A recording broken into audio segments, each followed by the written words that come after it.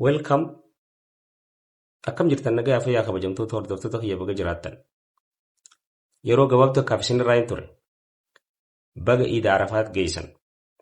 Baga walumaanuu geenyeen isin jechuu barbaada. Waan xiqqoota akka irraa hin dubbachuu barbaada irra. Yoo rabbi jee boruu miti iftaan irraa eegallee sagantaa barnoota keenyaa kan itti fufnu ta'a. Arraaf ammoo Jimaa fi Harargee yookaan baha Oromiyaa lafa jennu kanarraa hin dubbachuu barbaada. Jimaa fi uummanni Harargee walii maali? Harargee fi Jimaanoo walii maali? Jimaan maali?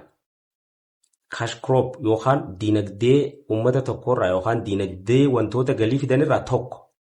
Rakkoo hin qabu akka biyyee qabu. Maaliif ammaas tahee dur diinagdee isaa kana waan inni fidu kanarraa qotee bulaan fayyadamuu dadhabe? Rakkoo mootummaati moo? Rakkoo daldalaati moo rakkoo nutummaan hawaasni Jimaa qabu kun qabuutu jira? Ani arraaf kaniin irraa dubbachuu barbaadu Jimaa fi Harargee sagantaa kiyyaawwaniin jeef ilaalcha hawaasni keenya Jimaa qabuu fi ilaalcha wayii tokko kan hawaasa keenya irra fe'ameetu jira jeetiin amanaan. Rakkoon biraas akkuma jirtutti ta'e. Ilaalchi maal jechuudha? Yoo kanaan jettan ta'e tokkoffaa Harargeen Jimaan dhabamnaan dhabamte. Harargeen Jimaa malee jiraachuu hin dandeessu. Harargeen lafa hin qabdu. Lafti Harargee humaan dhaltu Jimaa malee. Amala qaamni uummata masluufeessuu fadhu. Uummata irra fe'urraa takka wanna kun. Gaafa Jimaan hin jirre Harargeen jiraachuu hin turre. Jimaa yoo dhabame Harargeen dhabamuu maaltu fide? Jimaanoo haa dhabamu eenyuutu jee?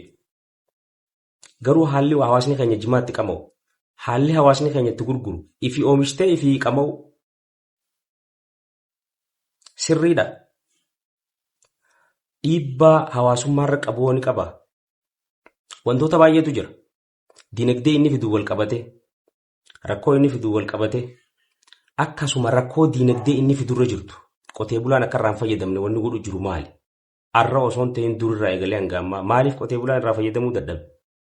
Waan baay'eetu jira. Kana kan bal'inaan yeroo bira irraa haasoo ta'a. Arra ammoo wanni daqiiqaa lamaaf irraa dubbachuu barbaadu dhuguma Jimaa yoo dhabame Harargeen ni dhabamti.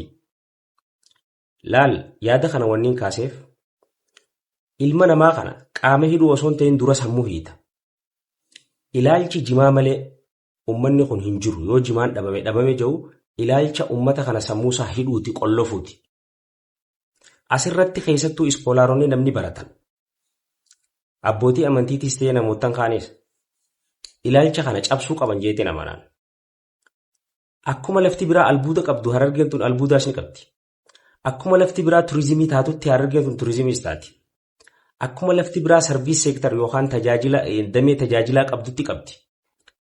Irratti hojjechuun danda'a. Akkuma maanufaakcharingiin yookaan oomishaa fi oomishtummaan industirii fi teeknooloojii naannoo biraa ta'utti asiis ta'a. Maaliif hin taane? Moo hanqina waan saniitu jira? Jimaa malee jiraachuu hin dandeessu uummanni Harargee. Lafti Harargee yoo Jimaa malee dhaluu hin dandeessu. Harargeen lafa hin qabdu. Ilaalchota kana cabsuutu dirqama jeetiin amanaan. Ilaalcha kanaa fi gabroonfataan garaagarummaa ni qaban jee yaaduun. Namoota lama kan ilaalcha fokkotaa uummata keenya irra fe'an namoota akkuma nama maraatee Jimaa faarsu. Jimaan wanta akka rakkoon qabu bu'aa malee jee akkasuma namoota akka nama maraatee Jimaa jibbu. Sababa tokko malee waan ta'e sirreeffachuudhaaf yookaan diinagdee ta'e oomishtu sirreeffachuudhaaf wantoota sirreeffachuu qabdus baay'eetu jira. Tokko xiinsammuu kana cabsuu danda'u. Xiinsammuu kana cabsuu baannaan ammoo uummata hadhataa fi uummata masluufa uumuu jechuudha. So lafti Harargee waan lafti biraa dhaltu dhalti. Harargeen lafaas gahaadha qabdi. Meebii hanqinni bishaanii jiraachuu danda'a. Akkamiin bishaanota kana naannoo garaagaraa irraa baafnee lafa tana misoomse. Kuduraa fi muduraa akkamiin goona? Yeroo ammaa tana namni baadiyyaa irraa timaatimii dhufee magaalaa bitata. Qaala'insa jireenyaa tokko harka keetiin firra keessa jechuudha. Waan kana hunda kan fidu ilaalcha Jimaan dhabamnaan Harargeen dhabamte jiru. Obboleessa kiyya obboleettiitii namoota ilaalcha kanaa ooftan ilaalcha gabroonfataatii fi uummata tokko waan tokko jalatti hidhuutii fi dameelee diinagdee adda addaa akkan agarre godhuuti. Kanaaf Jimaa yoo dhabame Harargeen ni dhabamti. Sanii oli jiraatti jeetiin amanaan.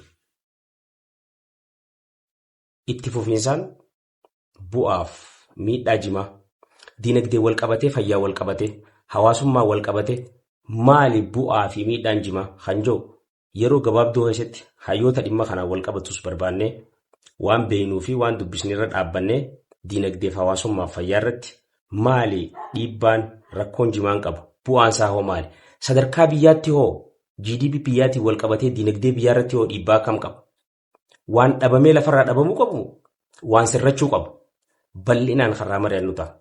Ammaaf garuu ilaalcha apartaayidii yookaan ilaalcha gabroonfataa kan jimaa yoo dhabame Harargeen dhabamte jiru ilaalcha kana namni hundi mormuudha qaba jeetiin amana.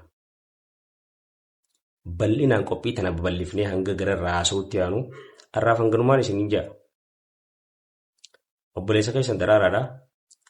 Warri mufattanis mufattan kan isinii ta'es subscribe fi like godhaadha dhimma jimaa babal'ifneet irraa haasa'u. Peace.